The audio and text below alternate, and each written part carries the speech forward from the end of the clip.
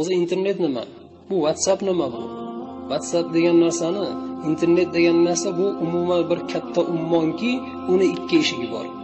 Biri yaxshilik eshigi, biri yomonlik eshigi. Ana shu bir yomonlik eshigidan kirayotgan odamlarga aytamiz. Har xil kino filmlarni jo'natayotgan insonlarga aytamiz.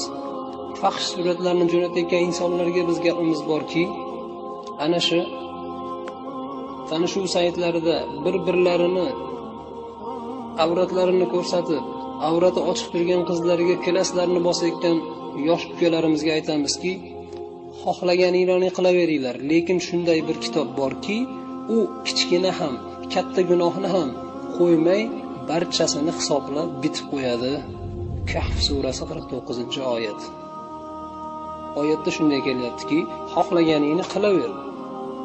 Lekin shunday bir kitob borki, u kichkina ham, katta gunohini ham qo'ymay, barchasini hisoblab bitib qo'yadi, deyapti 49-oyatda Kahf surasida. Shunday xabarlardan qo'rqib, shunday xabarlardan xavotirga tushayotgan insonlar ham yo'q emas. Endi ertaga qiyomat bo'ladi, dahshatli qiyomatni yo'parasida turibmiz. Ertaga bo'lib qolish xavfi bor desa, hech kim parvo qilmay qo'ydi, nauzubillah. Uni biroviga jo'natmaydi ham, birovga aytmaydi ham, unga parvoyi halak. Subhanalloh, shunday holatga tushib qoldimi endi musulmonlar?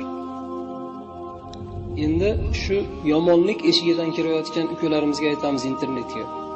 Sen kirayotganingda unutmaginki, yelkangdagi ikki farishta har bir ishlaringni, yaxshiligingni ham, yomonligingni ham yozib borayotgan farishtalarni unutmagin.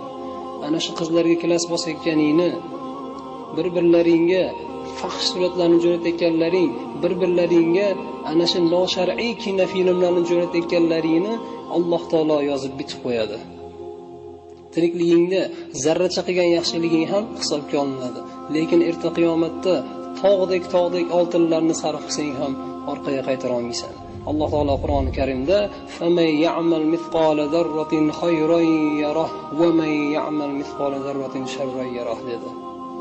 Buni albatta hamma eshitgan, zarra miqdorida yaxshilik qilsangiz ham, zarra miqdorida yomonlik qilsangiz ham Alloh taolo hammasini yozib qo'yadi. Endi biz yomonlik eshigidan kirayotganlarga aytamizki, juda bir daqiq bo'lsinlar, mana shu oyatlarni yodda tutsinlar. Mana endi shularni jo'natinglar mana. Aka-ukalarga jo'natinglar, birodarlarga jo'natinglar, toki yomonlik eshiklarini yopib, yaxshilik eshiklaridan kirsin internetga.